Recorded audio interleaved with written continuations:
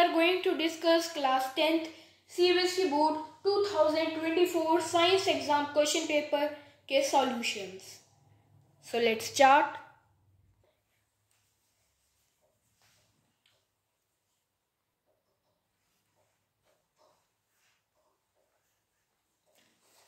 With section A, we have question number 1 to 20 MCQs. Select and write the most appropriate option out of the 4 options given for each of the question number 1 to 20.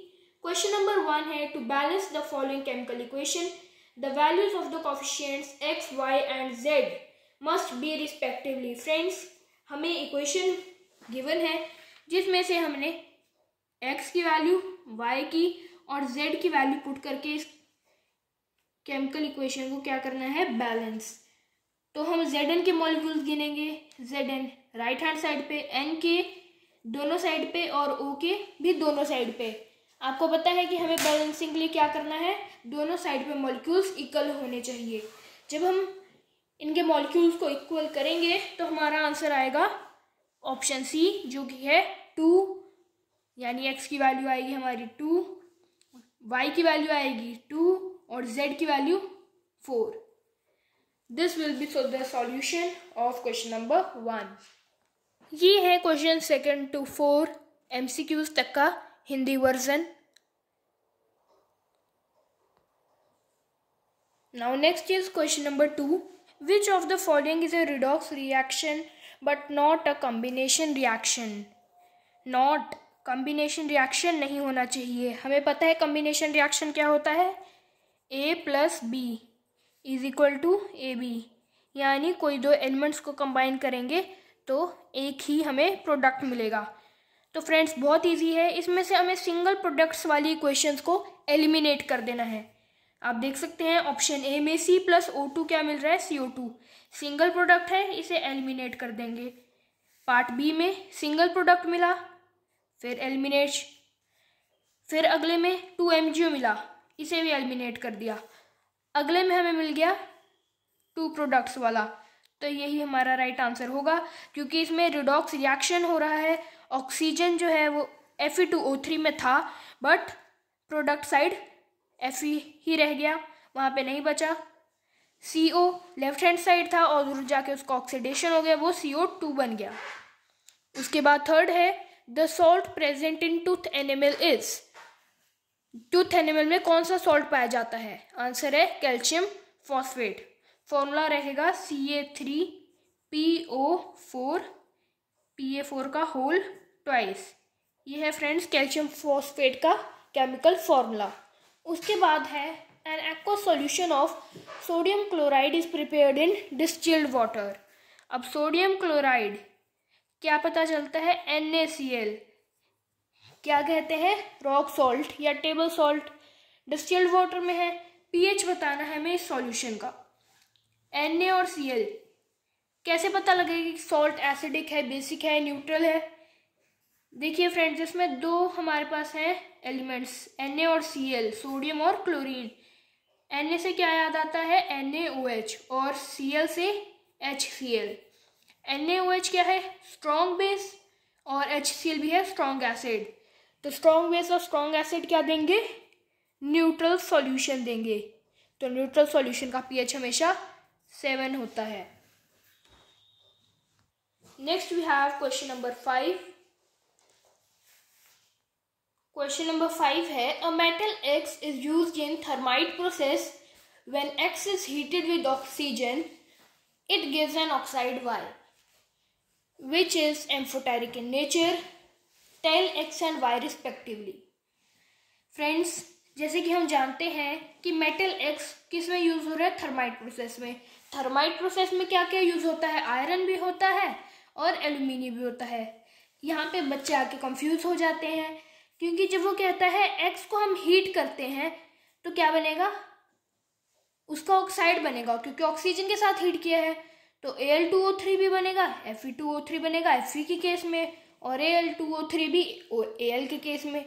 But वो एक hint देता है जब वो कहता है which is amphoteric in nature. Amphoteric कौन सा है इन दोनों में से, Al2O3 एम्फोटेरिक है. तो क्या हुआ हमारा right answer, option B Al and Al2O3। Sixth question है, the process in which transport of soluble products of photosynthesis takes place in plants is known as translocation. Seventh, the correct sequence of events when someone's hand touches a hot object unconsciously is. किसका बताना है? Neurons का हमें sequence बताना है कि जो message transmission होता है वो कैसे होता है सीक्वेंस में। ऑप्शन ए से स्टार्ट करते हैं, रिसेप्टर इन स्किन।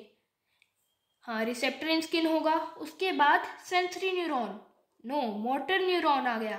पहले सेंसरी न्यूरॉन में जाएगी इंफॉर्मेशन, तो ये गलत हो गया।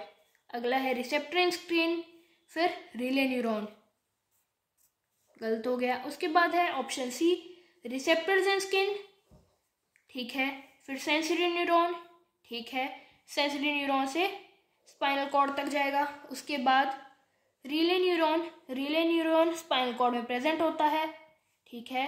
मोटर न्यूरॉन फिर स्पाइनल कॉर्ड से वापस लाएगा, कहाँ तक लाएगा? इफेक्टर मसल एनाम, ये ठीक है। ये वाला पॉइंट मैंने टिक कर दिया। बट एक बार ऑप्शन डी भी पढ़ेंगे। रिसेप्टर इन स्किन में जाएगा, यहाँ ठीक है। फिर सेंसरी न्यूरॉन में जाएगा, फिर तो रिले न्यूरॉन आना चाहिए था, बट क्या आ गया? इफेक्टर मसल इनाम। तो ये क्या हो गया? गलत हो गया। आंसर क्या आ गया? Option C. Option C answer हो गया। अब हम डिस्कस करेंगे क्वेश्चन नंबर 8। क्वेश्चन नंबर 8 है, sense organ in which olfactory receptors are present. Olfactory receptors कौन से? All factory. ऑल फैक्टरी किस में होते हैं? नोज में। उसके बाद है question number 9, the incorrect statement about placenta. Placenta के बारे में इनकरेक्ट, इनकरेक्ट यानी गलत स्टेटमेंट क्या है? It is a disc embedded in the uterine wall, बिल्कुल सही। It contains villi on the embryo side of the tissue. हाँ, विलाई प्रेजेंट होते हैं किस लिए? एब्जॉर्प्शन के लिए, ऑक्सीजन और ग्लूकोज के लिए। It has very small surface area for glucose and oxygen to pass from mother to the embryo. False friends, villi present होते हैं, तो विलाई क्या करते हैं? सरफेस एरिया को इंक्रीज करते हैं, बट यहाँ पे क्या लिखा है? वेरी स्मॉल, तो ये गलत हो गया। The embryo gets nutrition from the mother's blood through it. Embryo को न्यूट्रिशन मिलता है, तो हमें क्या बताना था? गलत स्टेटमेंट। और गलत क्या है? सी वाली, तो सी हमारा आंसर है। Question number 10, select from the following the conditions responsible for the rapid spread of bread mold on a slice of bread। Conditions क्या है राइजोपस का ब्रेड मोल्ड पर स्प्रेड होने का? सबसे इंपॉर्टेंट है presence of hyphae. Presence of hyphae कौन से नंबर पे है? 4th नंबर पे। तो सबसे पहले 4th वाले देख लेंगे। 4th में हमारे पास बी और डी, ए और सी में नहीं है, तो हम इनको पहले ही कट कर देंगे। उसके बाद है हमारे पास presence of moisture and nutrients in the bread, ये है भी सही है। लो टेम्परेचर, लो टेम्परेचर तो फ्रेंड्स हर जगह वो नहीं प्रेजेंट होता, तो हम इसको नहीं मानेंगे। तो 3rd वाला ऑप्शन हम एलिमिनेट कर देंगे इसमें से, जिसमें 3rd है। 3rd वाला एलिमिनेट हो गया, बचा हमारे पास बी ऑप्शन यानी 2nd एंड 4th। उसके बाद आएंगे क्वेश्चन नंबर 11 पे, how will the image formed by a convex lens be affected if the upper half of the lens is wrapped with a black paper। वो कह रहा है कि एक कन्वेक्स लेंस, यानी कन्वेक्स लेंस ऐसा होता है, ये यूज़ किया गया है, इसका ऊपर का हाफ ये वाला पार्ट रैप कर दिया गया है ब्लैक पेपर से। अब इमेज फॉर्मेशन जो होगी उस पर क्या इफेक्ट पड़ेगा? तो फ्रेंड्स, अगर हम इमेज फॉर्मेशन के लिए किसी भी लेंस पर रैपिंग कर दें तो इमेज फॉर्म होती है, उसके नीचे के पार्ट से होगी और बस ब्राइटनेस में फर्क आएगा, इमेज की ब्राइटनेस कम हो जाएगी। ये आपके एनसीईआरटी एग्जाम्पलर का क्वेश्चन है। उसके बाद है question number 12, the phenomena of light involve in the formation of a rainbow are. वो कह रहा है कि जब रेनबो बनता है तब कौन कौन से फिनोमिना होते हैं? क्या होता है फ्रेंड्स? सन है, सपोज करो ये सन है, ये रेन ड्रॉप है और यहाँ पे है हमारा बंदा जिसको रेनबो दिख रहा है। यहाँ सन से रेज जाएंगी वाटर ड्रॉपलेट्स में। ये क्या होगा, यहाँ पे वाटर ड्रॉपलेट के अंदर होगा रिफ्रैक्शन, लाइट स्प्लिट होगी, रिफ्रैक्शन हो गया। तो रिफ्रैक्शन पहले 2 केसेस में ही है, 3 में, लास्ट में भी है। उसके बाद होती है हमारे इंटरनल रिफ्लेक्शन, इंटरनल रिफ्लेक्शन ये इन 2 में ही है सिर्फ। उसके बाद होता है हमारा डिस्पर्जन ऑफ लाइट, जो कि हमारी आईज में आती है, तो इसे हम क्या कहेंगे, डिस्पर्जन। तो बी ऑप्शन सही रहेगा क्योंकि इसमें तीनों फिनोमिनन इंक्लूडेड हैं। उसके बाद है 13th, the colour of light for which the refractive index of glass is minimum is. अब फ्रेंड्स क्या होता है, जो हमारा ग्लास प्रिज्म होता है, जब हम उसमें से वाइट लाइट को पास करवाते हैं तो मिनिमम बेंडिंग किसकी होती है, मिनिमम बेंडिंग होती है रेड लाइट की। तो रिफ्रैक्टिव इंडेक्स किसका कम होएगा, रेड का।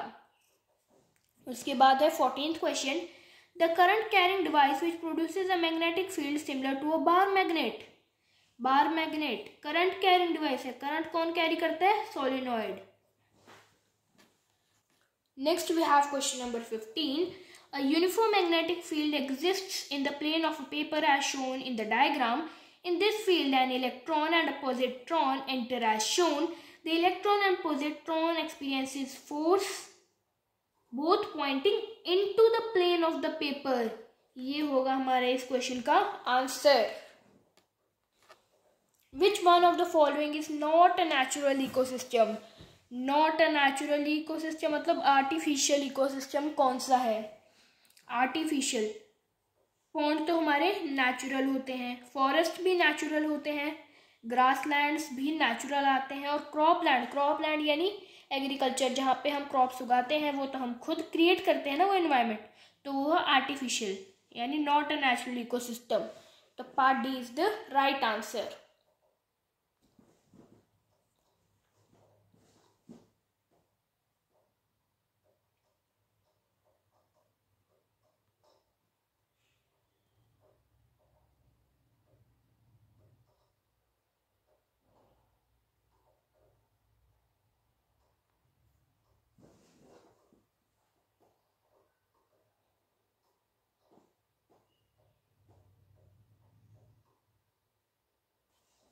Now for question number 17 to 20, two statements are given, one labeled as assertion and the other labeled as reason are.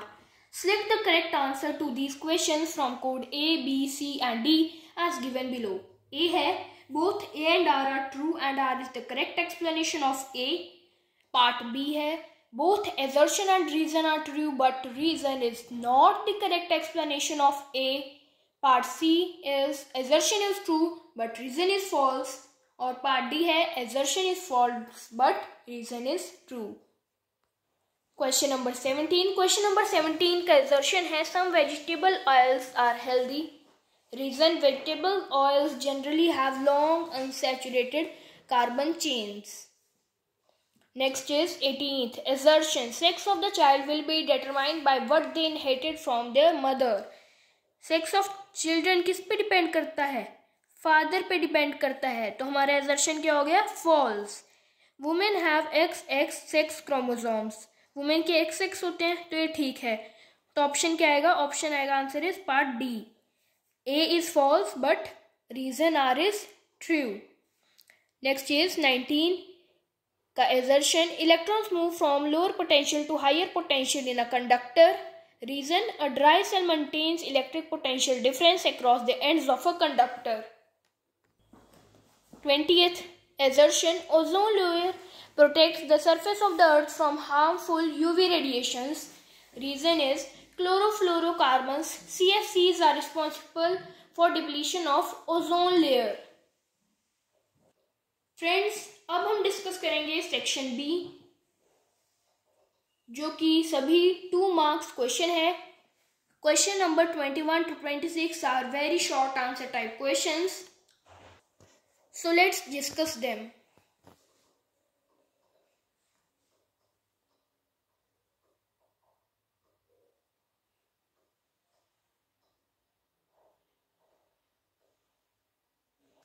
Question number 21, part A is copper powder is taken in a china dish and heated over a burner.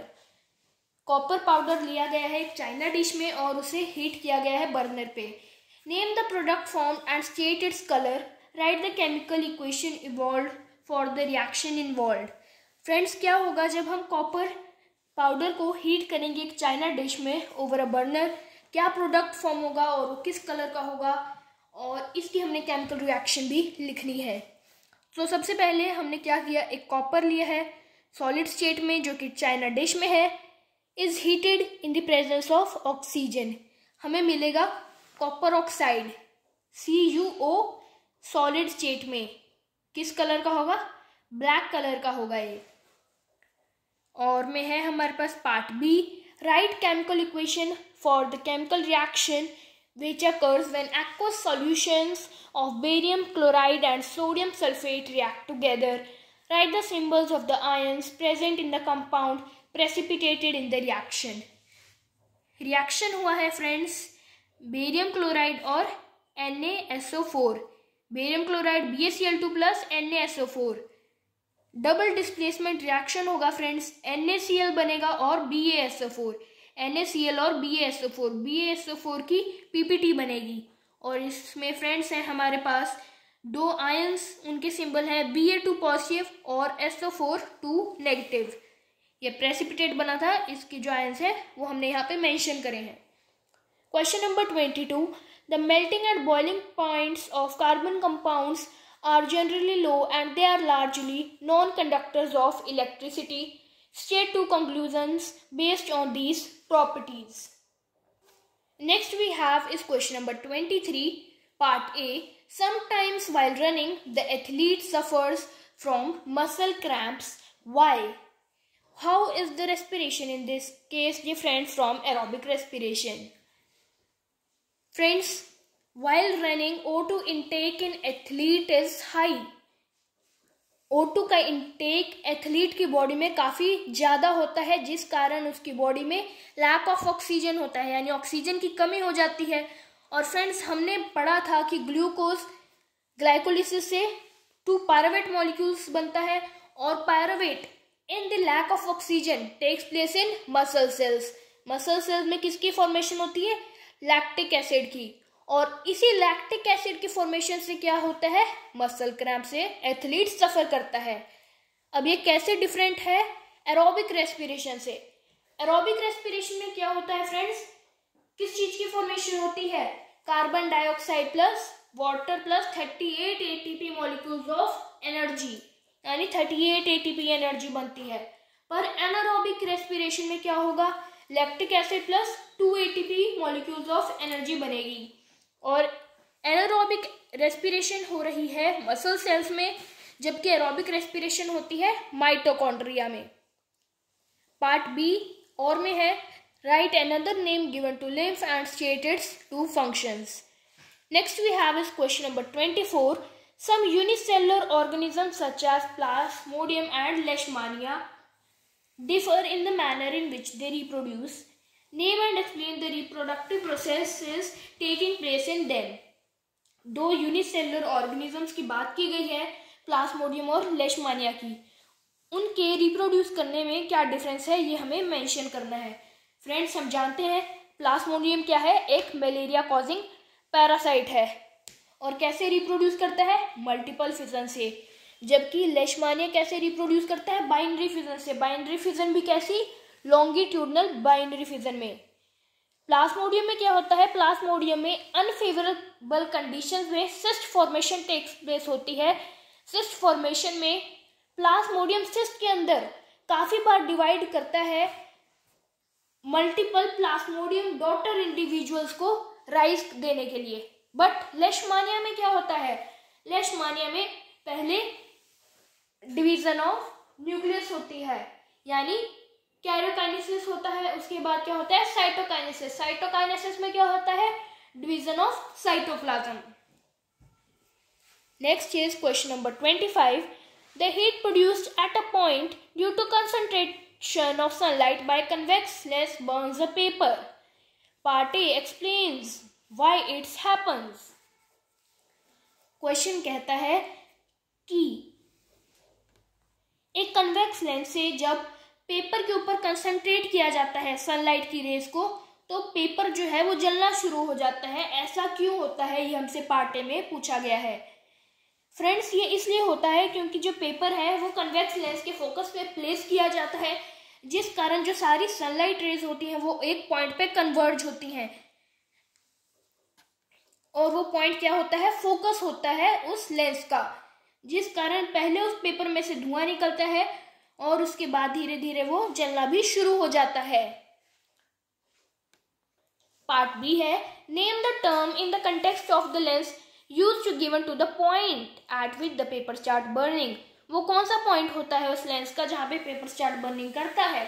वो क्या होता है, focus होता है वो उस lens का। किस लेंस का? कन्वेक्स लेंस, जो कि एक कन्वर्जिंग लेंस है। उसके बाद friends, next we have question number 26। An electric source can supply a charge of 500 coulomb if the current drawn by a device is 25 milliampere. Find the time in which the electric source will be discharged completely. तो friends, इसमें हमें दिया हुआ है electric source apply of charge of 500 coulomb, यानी Q की value क्या है हमारी 500 coulomb. If the current drawn by a device is 25 milliampere, current क्या है 25 मिलीएम्पियर, मिलीएम्पियर यानी 25 into 10⁻³ ampere. Find the time, हमें इस क्वेश्चन में टाइम निकालना है, टी निकालना है, तो हम कौन सा फॉर्मूला यूज करेंगे? Current is equal to charge upon time.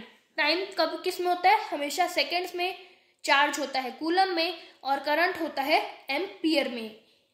But निकालना हमें टाइम है, तो हम टी को इधर ले जाएंगे आई की साइड और आई को इधर, यानी रिवर्स करेंगे आई और टी को, तो हमें मिलेगा T is equal to Q upon I. अब इसमें इसकी वैल्यू पुट करेंगे, क्यू 500 यहाँ से और आई की वैल्यू यहाँ से 25 इंटू 10⁻³ 5 1 जा 5, 5 5 जा 25, 5 1 जा 5 और 5 ये 1, 5 1 जा 5 और ये 2 0, 500 यहाँ हमें मिला 20, यानी 20 अपॉन 10⁻³ जब हम 10⁻³ को ऊपर लेके जाएंगे ये बनेगा 10 इंटू 10⁻³ सेकेंड्स। ये से हम लिख सकते हैं 2 इंटू 10⁻⁴ सेकेंड्स या 20,000 सेकेंड्स। ये होगा हमारा क्वेश्चन नंबर 26 का आंसर।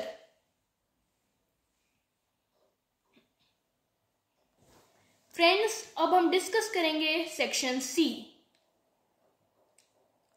ये सभी होंगे 3 मार्क्स कैरिंग क्वेश्चंस, यानी question number 27 to 33 are short answer type questions. So let's start. Question number 27. Study the experimental setup shown in the diagram and write the chemical equation for the chemical reaction involved. Name and define the type of reaction. List the other 2 metals which can be used in the place of iron to show the same type of reaction with copper sulfate solution. तो friends, इस diagram में हमें given है कि copper sulphate solution है और उसमें iron nails को प्लेस किया गया है।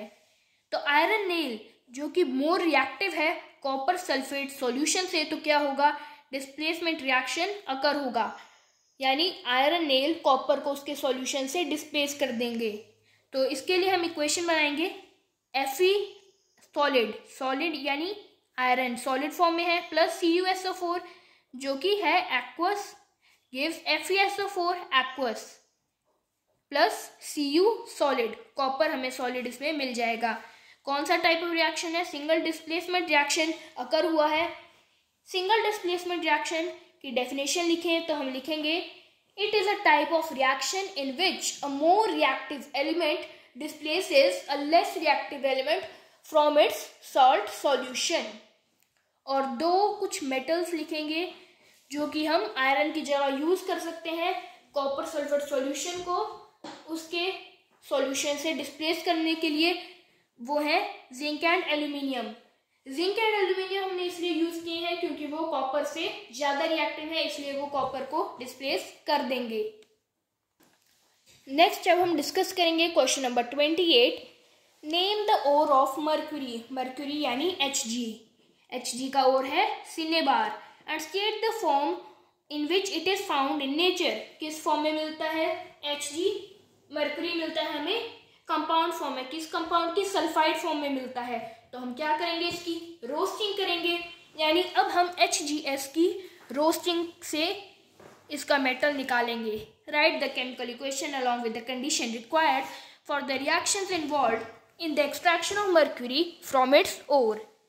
तो सबसे पहले हम इसमें पहली इक्वेशन लिखेंगे HgS प्लस O2। पहले हम मर्क्यूरी सल्फाइड के ऑक्सीडेशन करेंगे तो हमें मिलेगा मर्क्यूरिक ऑक्साइड और सल्फर गैस उड़ जाएगी, गैसेस फॉर्म में मिलेगी हमें सल्फर, क्योंकि उसके बाद इसके ऑक्साइड में से हमें मर्क्यूरी ही चाहिए, तो हम रिड्यूसिंग एजेंट्स का इस्तेमाल करेंगे, यानी कार्बन मोनोऑक्साइड का भी इस्तेमाल कर सकते हैं। जब हम रिड्यूसिंग एजेंट का इस्तेमाल करेंगे तो हमें मिलेगा Hg यानी मर्क्यूरी प्लस CO यानी कार्बन मोनोऑक्साइड। उसके बाद इसकी रिफाइनिंग होएगी और हमें प्योर मेटल मिल जाएगा। उसके बाद है question number 29, taking the example of any two animal hormones along with the gland of secretion, explain how these hormones help in growth and development and regulate metabolism in the body. Next is question number 30. Mendel crossed pure tall pea plants capital T with pure short pea plants small t and obtained F1 progeny. When the plants of F1 progeny were self-pollinated, plants of F2 progeny were obtained.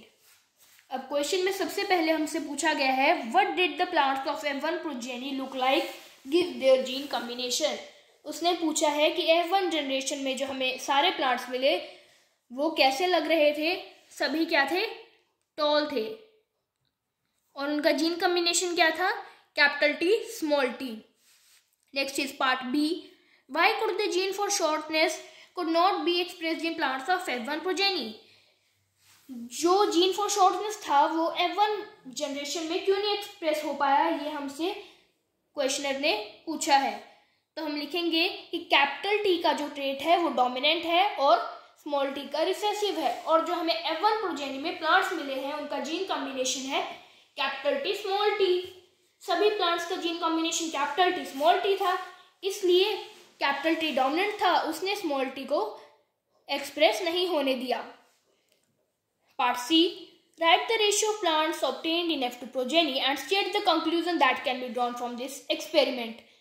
Genotypic ratio होगी friends हमारी 1:2:1 और phenotypic ratio है 3:1, और conclusion हम ये लिखेंगे कि T dominant है और t रिसेसिव है, और जो डोमिनेंट होता है वो F1 जनरेशन में एक्सप्रेस हो जाता है, और जो रिसेसिव है वो डोमिनेंट के साथ ही F2 जनरेशन में एक्सप्रेस होगा।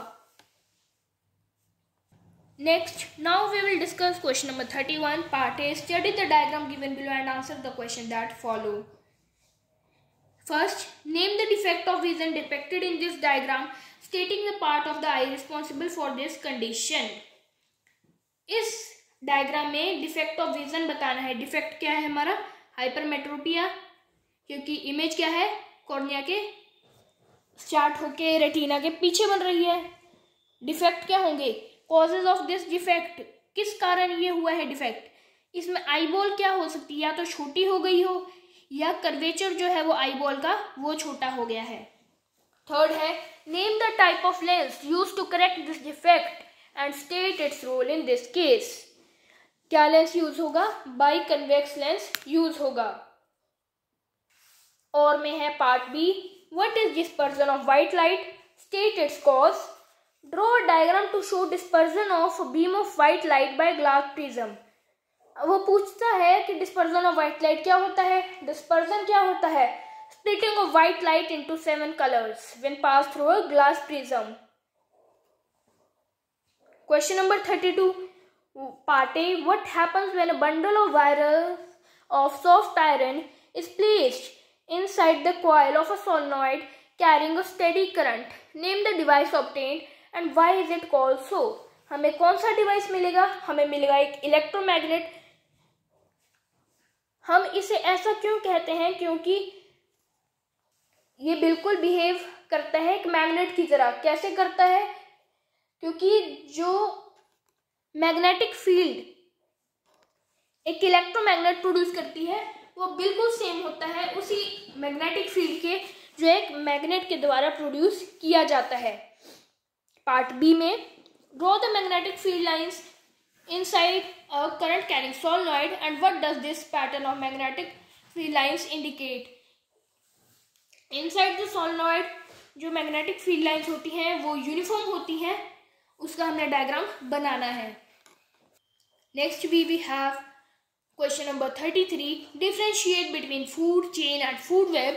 इन a food chain consisting of deer, grass and tiger, if the population of deer decreases, what will happen to the population of the organisms belonging to the first and third trophic levels? Food chain less stable होती है, less feeding options होते हैं और recovery rate भी कम होता है, जबकि food web more stable होता है, फीडिंग ऑप्शंस भी ज़्यादा होते हैं और रिकवरी रेट भी ज़्यादा होता है। Section D, question number 34 to 36 are long answer type questions. Question number 34, part A. A few crystals of Fe ferrous sulfate, crystals of ferrous sulfate यानी FeSO4.7H2O were taken in a dry boiling tube and heated. Tiny water droplets were observed in the tube after some time. First, from where did these water droplets appear? अब हमें friends पता है crystals हैं ferrous sulphate के, formula हुआ है FeSO4.7H2O, यानी जब हम इसे हीट करेंगे तो ये 7H2O यानी वाटर ऑफ क्रिस्टलाइजेशन जो है वो अलग हो जाएगा। तो यही वाटर ऑफ क्रिस्टलाइजेशन है, वो वाटर ड्रॉपलेट्स जब हम इसको हीट करते हैं जो अपीयर होती हैं। सेकेंड है what colour change will B observe during heating. FeSO4.7H2 friends हम इसे कहते हैं ग्रीन विट्रियोल, यानी ग्रीन कलर का है। जब हीट होगा तब क्या रह जाएगा FeSO4। FeSO4 क्या होता है, कलरलेस होता है। थर्ड है how many molecules of water are attached per molecule of FeSO4 crystal. कितने मॉलिक्यूल्स अटैच्ड हैं एक FeSO4 के क्रिस्टल पर, कितने हैं, 7 हैं। Write the molecular formula of crystalline forms of copper sulfate and sodium carbonate. इनकी क्रिस्टलाइन फॉर्मूला में फॉर्म्स में हमें इनका फॉर्मूला लिखना है। पहला है कॉपर सल्फेट, कॉपर सल्फेट यानी CuSO4.5H2O, और अगला है सोडियम कार्बोनेट। सोडियम कार्बोनेट क्या है फॉर्मूला, Na2CO3.10H2O। उसके बाद फोर्थ है state how is plaster of Paris obtained from gypsum? Write 2 uses of plaster of Paris. Plaster of Paris हमें जिप्सम से कैसे मिलता है और उसके 2 यूजेस भी हमें बताने हैं। जिप्सम का फॉर्मूला क्या होता है, CuSO4.2H2O। जब हम उसे हीट करेंगे तो हमें क्या मिलेगा, CuSO4.12H2O प्लस 1.5H2O अलग मिलेंगे। तो यही CuSO4.12H2 क्या होता है हमारा, प्लास्टर ऑफ पेरिस। अब हमें क्या करना है, प्लास्टर ऑफ पेरिस के 2 यूजेस भी लिस्ट करने हैं। तो क्या होंगे, plaster of Paris is used for making toys, statues and decorative items. It is also used to support fractured bones and it is also used to make surfaces smooth. और में है हमारे पास part B, an acid X present in tamarind when mixed with Y produces a mixture Z. Now Z on addition to a dough when heated makes cakes soft and spongy. Y is prepared from common salt and helps in faster cooking. तो friends tamarind यानी इमली में कौन सा acid present होता है, ये हमारे साइंस के chapter acid bases and salt का question. Yes, tartaric acid present होता है टैमरिंड में। क्वेश्चंस हैं, first write the common name of X, Y and Z and the chemical formula of Y। Second, how is Y prepared and how does it help in making cakes soft and spongy. Illustrate the reaction with a suitable chemical equation. Third है write the name of chemical formula of a mild base other than Y used as an antacid.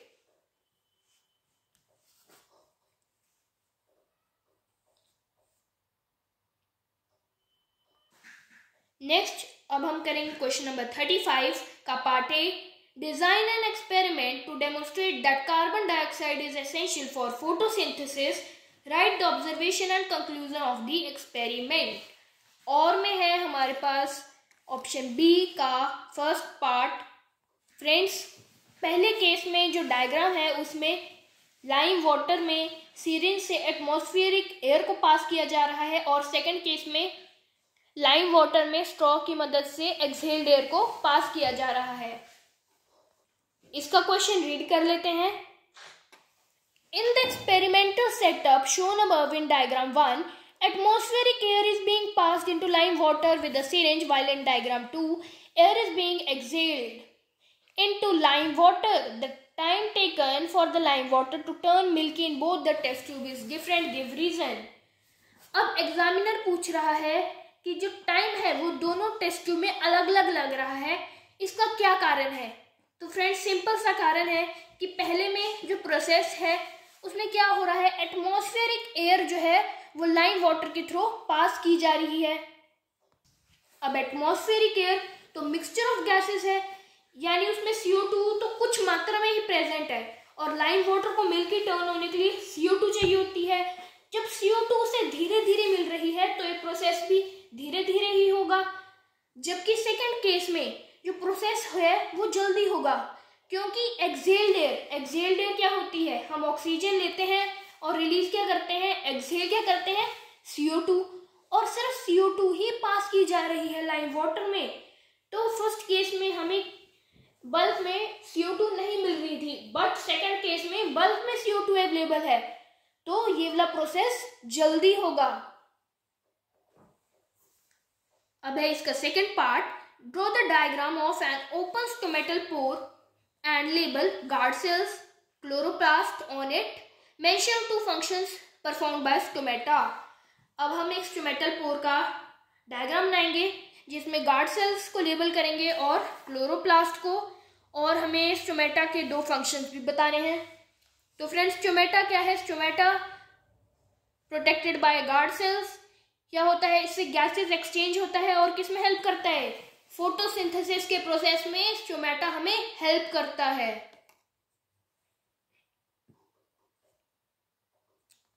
Next we have question number 36 part A.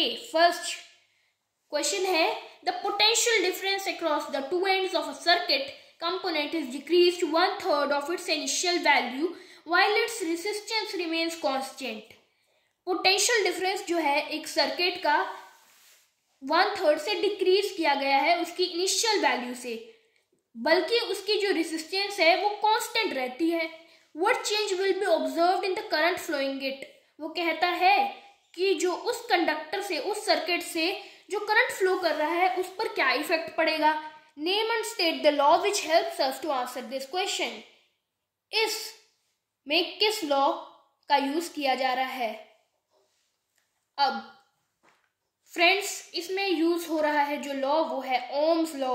Ohm's law क्या कहता है, V is directly proportional to I। Ohm's law कहता है the potential difference between 2 points on a conductor is directly proportional to the current flowing through it given that the physical conditions remain the same, यानी V directly proportional I। V is equal to IR। R क्या है, constant of proportionality. तो हमें क्या मिला है, resistance क्या है, कांस्टेंट है, बट V यानी पोटेंशियल डिफरेंस क्या किया गया है, डिक्रीज किया गया है to 1/3 of its initial value.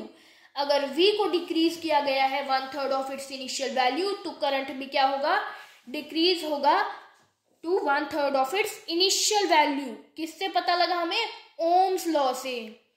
Second है, draw a schematic diagram of a circuit consisting of a battery of 4 1.5 volt cells, a 5 ohm resistor, a 10 ohm resistor and a 15 ohm resistor and a plug key, all connected in series. Now find first the electric current passing through the circuit and second the potential difference across the 10 ohm resistor when the plug key is closed. सबसे पहले friends circuit बना लेंगे। Sales 4 sales connect करे हैं उनका voltage है 1.5 volt, बड़े वाली साइड प्लस होएगा और छोटी वाली साइड हमेशा माइनस होता है, और सेल्स को इंटरनली करेक्ट भी करेंगे। उसके बाद हमें पता है करंट कैसे फ्लो करता है, पॉजिटिव टू नेगेटिव, तो पॉजिटिव से करंट जाएगा और नेगेटिव से वापस आएगा। एक की लगा दी है जिसमें स्विच है यानी क्लोज्ड है। उसके बाद एक 5 ओम रेसिस्टर लगाया, फिर 10 ओम रेसिस्टर, और उसके बाद लास्ट में 15 ओम रेसिस्टर। कैसे? सीरीज में। पहले हमें निकालना है the electric current passing through the circuit. Electric current निकालना है तो सबसे पहले हमें क्या निकालना है? टोटल रेसिस्टेंस निकालनी पड़ेगी। टोटल रेसिस्टेंस क्या है? 5 + 10 + 15, 5 + 10 15, 15 + 15 30 ओम। ये होगी हमारी टोटल रेसिस्टेंस। V हमें गिवन है 1.5 है, और हमें निकालना क्या है? I निकालना है ना। तो हमें पता है V = I/R, यानी I क्या हुआ? R/I, V को उधर ले जाए, नहीं, V/R, यानी V/R वैल्यू इधर पुट कर लेते हैं। V हमारा है 1.5 और वो है 30, कट करेंगे हमें मिलेगा 0.2 एम्पियर। करंट किस में मेजर होता है? एम्पियर में, तो आंसर क्या है? 0.2 एम्पियर। उसके बाद है the potential difference across the 10 ohm resistor when the plug की इज क्लोज्ड। अब रेसिस्टेंस कितनी लेंगे? 10 लेंगे, और V तो हमारा 1.5 ही रहेगा क्योंकि सीरीज में पोटेंशियल डिफरेंस सेम रहता है, करंट चेंज होता है। अब हमने इसमें पोटेंशियल डिफरेंस निकालना है, V निकालना है। करंट हमें पता है, करंट कितना आया था? 0.2 एम्पियर, 10 R हमें गिवन है। V = IR करके निकाल लेंगे। V = IR करेंगे ना, I की वैल्यू क्या है हमारे पास? 0.2 आ गई, यानी 2/10। रेसिस्टेंस कितनी है हमारी? 10, कट कर देंगे, 2 वोल्ट हमें आंसर मिल जाएगा।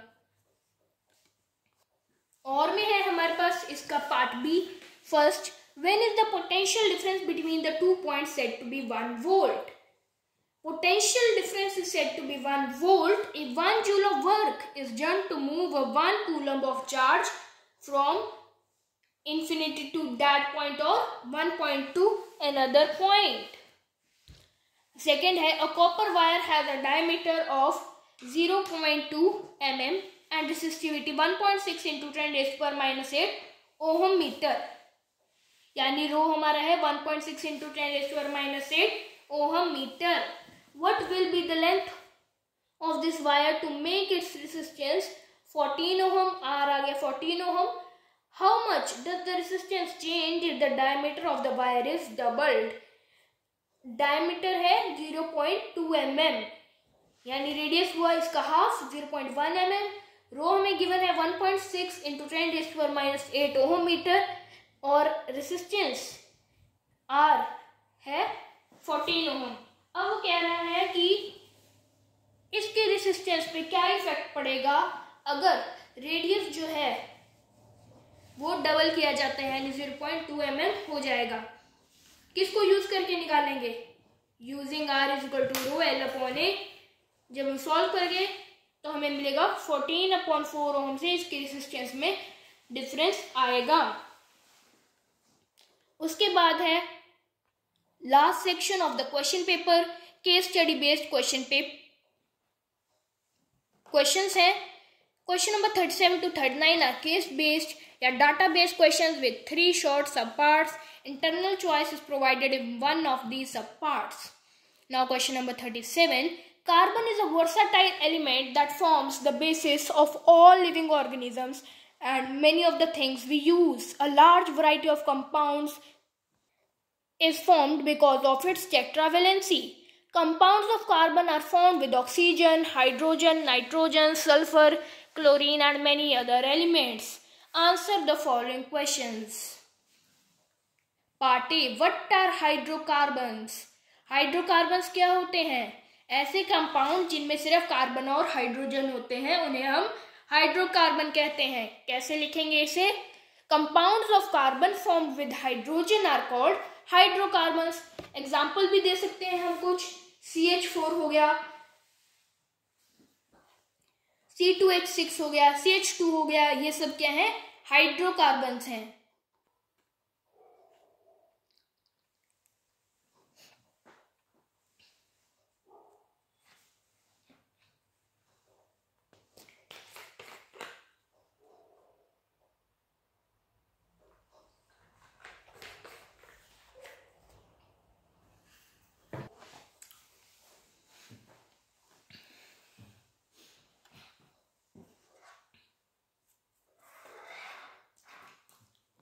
Part B, list two properties by virtue of which carbon can form a large number of compounds. क्या है दो प्रॉपर्टीज जिससे carbon large number of compounds बना सकता है? वो है good power of catenation and its tetravalency.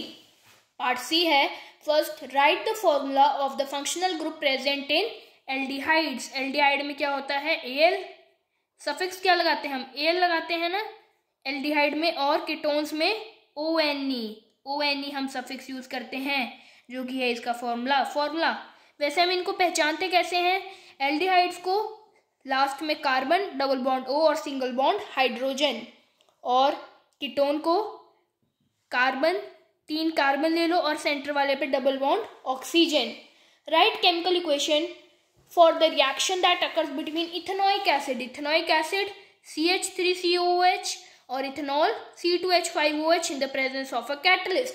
Catalyst क्या हो सकता है? अल्कलाइन KMnO4 भी हो सकता है, और एसिडिफाइड K2Cr2O7 भी हो सकता है। तो क्या बनेगा? एस्टर फॉर्मेशन होगी, यानी स्वीट स्मेली कंपाउंड फॉर्मेशन होगी। क्या होंगे एस्टर? CH3CO C2H5, ये है हमारा एस्टर, प्लस वाटर मॉलिक्यूल भी बनेंगे, प्लस H2O। और में है पार्ट सी का second, what are structural isomers? Write the structures of 2 isomers of butane C4H10। क्या होंगे? 2 आइसोमर होते हैं हमारे ब्यूटेन के, C4H10 के। एक होगा CH3CH2CH2CH3, इसे हम बोलेंगे ब्यूटेन, और अगला होगा CH3 सिंगल बॉन्ड CH3, और सेंटर वाल से एक और एक्सटेंशन निकलेगी CH3 की। इसको हम कहते हैं 2-मिथाइल प्रोपेन। दोनों ही ब्यूटेन के आइसोमर्स हैं। उसके बाद है हमारे पास question number 38, pollination is an important process in sexual reproduction of plants. It is an essential process that facilitates fertilisation in plants. Pollinating agents can be wind, water, insects and birds. Several changes takes place in the flower after the fertilization has taken place. Part A, write the main differences between self-pollination and cross-pollination. Self-pollination और cross-pollination के बीच में क्या difference है ये हमें बताना है। तो इनकी डेफिनेशन लिखेंगे, क्योंकि 1 मार्क कैरिंग क्वेश्चन है।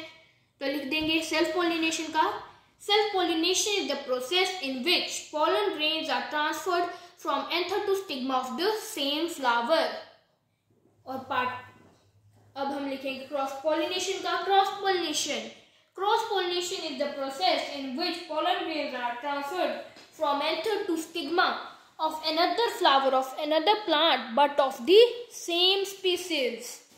Part B, name the part of the flower which attracts insects for pollination. What happens to this part after fertilization? Insects को कौन सा पार्ट फ्लावर का अट्रैक्ट करता है पॉलिनेशन के लिए? वो होती हैं पेटल्स फ्लावर की, और फर्टिलाइजेशन के बाद पेटल्स का क्या होता है? पेटल्स शेड ऑफ हो जाती हैं। Part C, define fertilization. Fertilization क्या होती है? The fusion of male and female gamete is called fertilization. What is the fate of ovules and the ovary in a flower after fertilization? Ovules और ovary में क्या changes आते हैं after fertilization? Ovules क्या करते हैं? Ovules forms the seeds, और ovary क्या होता है? Ovary forms the fruit। और ovules की wall से क्या बनता है? Ovules की wall से बनता है हमारी seed wall, यानी seed coat, और ovary की wall हमारी क्या करती है? fruit की covering बन जाती है, यानी फ्रूट वॉल बन जाती है। और में है पार्ट सी का second part, in a germinating seed which parts are known as future shoot and future root, mention the functions of cotyledon 2। In a germinating seed future shoot और future root क्या होता है? Future shoot होता है plumule, और future root होती है radical. और कॉटिलेडन का काम क्या होता है? कॉटिलेडन क्या करता है? बेबी एम्ब्रियो के लिए फूड को स्टोर करता है। और कॉटिलेडन के बारे में हम यह भी लिख सकते हैं कि वो एक कवरिंग से कवर्ड होता है, जिसको हम बोलते हैं टेस्टा।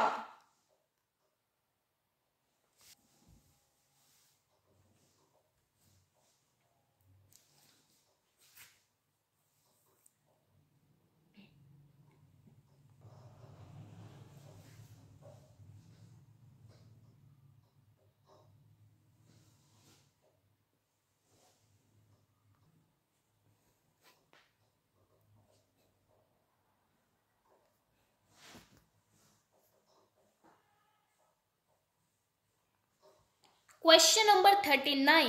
A highly polished surface such as a mirror reflects most of the light falling on it. In our daily life we use two types of mirrors, plain and spherical. The reflecting surface of spherical mirrors may be curved inwards or outwards. In convex mirrors, reflection takes place from the outer surface, whereas in concave mirrors, reflection takes place from the inner surface. अब party है define the principal axis of a concave mirror. Principal axis क्या होती है friends? Principal axis एक ऐसी axis होती है mirror की जिसमें फोकस और curvature of the spherical mirror पाए जाते हैं और इसी एक्सिस पे ऑब्जेक्ट प्लेस किया जाता है. पार्ट बी है a ray of light is incident on a concave mirror. एक कनकेव मिरर पे किसी प्रकाश किरण को इंसिडेंट किया गया है parallel to its principal axis, यानी लाइट रे कैसे जा रही है? ये हमारा है कनकेव मिरर, ये है हमारी प्रिंसिपल एक्सिस और लाइट रे इसके पैरेलल जा रही है. Parallel to its principal axis. If this ray after reflection from the mirror passes through the principal axis from a point at a distance of 10 centimeter, पास होती है और बैक आती है 10 सेंटीमीटर पर. तो फ्रेंड्स ये कहाँ से आ रही है? रे ऑफ लाइट इंसिडेंट है पैरेलल से, यानी इन्फिनिटी से रेज ऑफ लाइट आ रही हैं. रे ऑफ लाइट कहाँ से आ रही है? इन्फिनिटी से आ रही है और किस पे पड़ रही है? कनकेव मिरर पे. तो कनकेव मिरर पे जब भी कोई लाइट इन्फिनिटी से आती है तो कहाँ पे बनती है? फोकस पे, मिरर के फोकस पे वो लाइट रिफ्लेक्ट बैक होती है. If this ray after reflection from the mirror passes through the principal axis from a point at a distance of 10 centimetre from the pole of the mirror, mirror के pole से 10 centimetre पर reflect हो रही है. Find the radius of curvature of the mirror. अब focus पे बनी है, फोकस पोल से फोकस कितना हुआ हमारा? 10 सेंटीमीटर, यानी फोकल लेंथ क्या है? 10 सेंटीमीटर. हमें क्या निकालना है? Radius of curvature of the mirror. Radius of curvature क्या होता है? फोकल लेंथ का डबल, यानी radius is equal to twice of focal length. R is equal to 2f. Focal length की वैल्यू पुट करेंगे. R is equal to 2 into 10. 2 into 10 is equal to 20 centimeter. Radius of curvature of mirror is 20 centimeter. Part C है. First, an object is placed at a distance of 10 centimeter from the pole of a convex mirror. Convex mirror है तो object distance क्या होता है? U. तो convex mirror में object distance हमेशा negative में होता है, माइनस का 10 सेंटीमीटर. और focal length 15 centimetre. Focal length किससे रिप्रेजेंट करेंगे? f से. और फोकल लेंथ हमेशा पॉजिटिव की होगी, plus 15 centimetre. Find the position of the image. Position निकालनी है, यानी image distance from the mirror. अब इमेज डिस्टेंस क्या होगा? v. इमेज डिस्टेंस v हमें निकालना है. तो मिरर है, कन्वेक्स मिरर है, तो हम इसमें मिरर फॉर्मूला अप्लाई करेंगे. मिरर फॉर्मूला है 1/v minus 1/u is equal to 1/f. अब 1/v की वैल्यू हमें निकालनी है, तो इधर माइनस 1/u है, इसको राइट हैंड साइड लेके जाएंगे तो 1/v is equal to 1/f plus 1/u. अब इसकी वैल्यूज पुट करेंगे, यहाँ पे शिफ्ट कर लेते हैं. 1/v हमें निकालना है. 1/f हमें पता है 15 है, प्लस 1/-10. अब इसमें हम इसको सॉल्व करेंगे और 1/v की वैल्यू जो आएगी, सपोज करो 1/x आती है तो हम उसको रिवर्स करेंगे, v is equal to x आएगी. इसकी वैल्यू आपको कमेंट करके मुझे बताना है कि आपकी वैल्यू क्या आई. अब पार्ट सी है और में इसका सेकेंड पार्ट है. A mirror forms a virtual erect and diminished image of an object. Identify the type of this mirror. Draw a ray diagram to show this image formation in this case. एक mirror है, convex और concave में से ही होगा. क्योंकि virtual है, erect है और diminished image of an object create कर रहा है। हमें बताना है कि यह मिरर कौन सा है और इसके लिए एक रे डायग्राम भी बनाना है to show the image formation mirror के इस केस में।